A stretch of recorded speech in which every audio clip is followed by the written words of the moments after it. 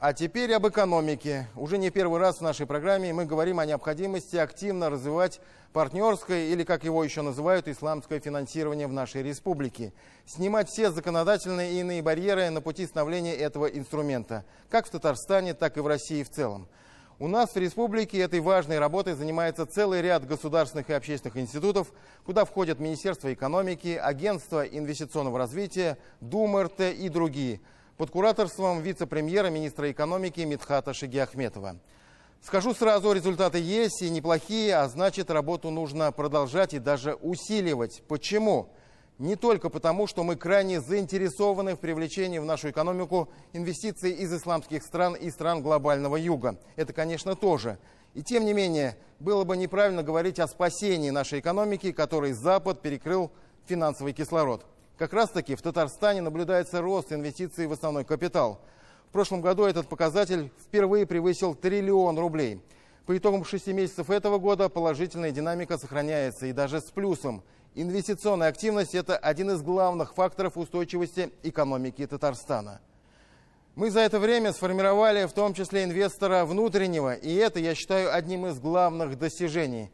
Поэтому, возвращаясь к эксперименту с партнерским финансированием, одна из его первоочередных задач – по-хорошему разбудить как раз-таки местных мусульман-предпринимателей, дать им в руки инструменты, которые позволят смело, по всем канонам шариата, инвестировать в родную республику и развивать свой бизнес.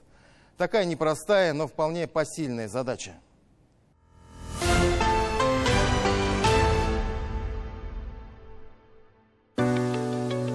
Хотя иннополисы называют иногда в прессе российской силиконовой долиной, любому адекватному айтишнику, да и не только понятно, в обозримом будущем татарстанский IT-сектор вряд ли сравняется по доходам и количеству разработчиков с американскими коллегами. Значит ли это, что и пытаться не стоит? Как раз-таки с точностью да наоборот. Так и здесь все понимают, партнерское финансирование, по крайней мере в России и по крайней мере в горизонте ближайших лет 50, не будет сопоставимо по объемам с классическим. Но именно сейчас жизненно важно его поддержать и развивать, потому что это дополнительная гарантия устойчивости экономики и общества. Если сомневаетесь, тогда вспомните, сколько предпринимателей и вроде бы мощных компаний стали в свое время жертвами кризисов и непримиримости банков. Помните такие фирмы в Казани, как Александр ЛТД и Олимп? Где они сейчас? Пали в неравной борьбе с алчными банками. А сколько их было по стране? В случае с партнерским финансированием такой исход в принципе невозможен. Партнерские финансы или исламское финансирование, оно всегда имеет в своей основе справедливость. То есть люди равно радуются в доходах, в прибыли, их разделяют и также равно участвуют, если этот проект не осуществился по тем или иным причинам. Исламские финансы, или как мы еще говорим, партнерские финансы, это не про финансы какие-то, которые только для мусульман. Нет, это про другие жизненные принципы. Про жизненные принципы, которые больше направлены в социум. Это про честное, равное распределение рисков. Это про большую защиту и безопасность. В России эксперимент по партнерским исламским финансам стартовал в сентябре прошлого года в 4 регионах страны – в Татарстане, Башкортостане, Дагестане и Чечне. Пока именно Татарстан является своего рода флагманом всего проекта. На республику приходится большая часть всех сделок по партнерским финансам. Из 22 организаций, зарегистрированных в соответствующем реестре Банка России, 16 ведут деятельность на территории республики. Сейчас, можно сказать, наметился серьезный прорыв по количеству и качеству новых исламских продуктов. Впервые в России на этот рынок заявились государственные институты поддержки предпринимательства, Татарстанский фонд поддержки предпринимательства и гарантийный фонд. У нас 2 продукта согласовано. Первый – это у нас Мурабаха, договор купли-продажи в рассрочку, беспроцентный. И второй продукт – это у нас получается Иджара. Иджара – это как продукт лизинг, на 5 лет предоставляется. Мы разработали гарантийный продукт, который называется Даман. Если говорить об этом продукте, то максимальная сумма поручительства по данному продукту составляет 50 миллионов рублей, размер поручительства 50% от суммы обязательства. Принципиально важно, что все это продукты, одобренные Советом улемов Духовного управления мусульман Татарстана. Все больше и больше продуктов появляется, разрабатывается нашими экспертами, одобряется Советом улемов Духовного управления мусульман Республики Татарстан. Но в идеале должна быть создана такая экосистема. То есть нам мало 10-12 продуктов, у нас должны все основные потребности быть отражены.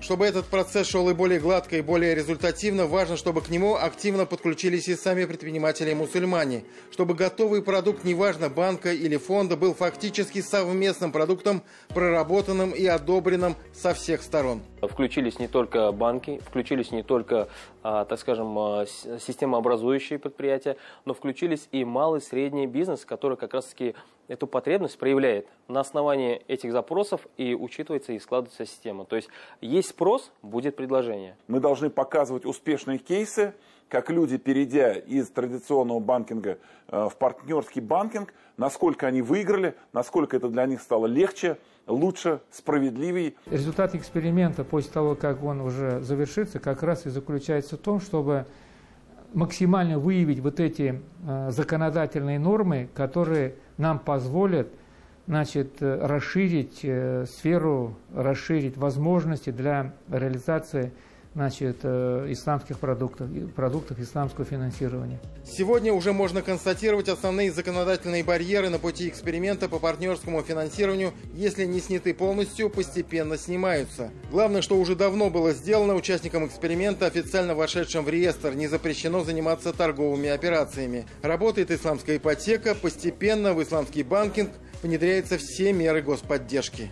Сам текст закона, вот если его читать, да, там предусмотрено уравнивание так сказать, банков, обычных традиционных банков и исламских финансовых компаний. Они тоже могут воспользоваться всеми формами льгот, поддержки, то есть там материнский капитал предусмотрен. У нас была недавно социальная ипотека сделана в халяльном, так сказать, варианте. Как только кто-то начнет, за ним последует плеяда других компаний, и там уже будет видно, собственно говоря, есть этот эффект или нет. Хотелось бы побыстрее. Уже скоро почти год действует эксперимент в России, результаты неплохие, но лучше еще больше ускориться. Это во всех смыслах в общих интересах. Тимур Бекмурзин, Андрей Ключников и Влад Поташников. 7 дней.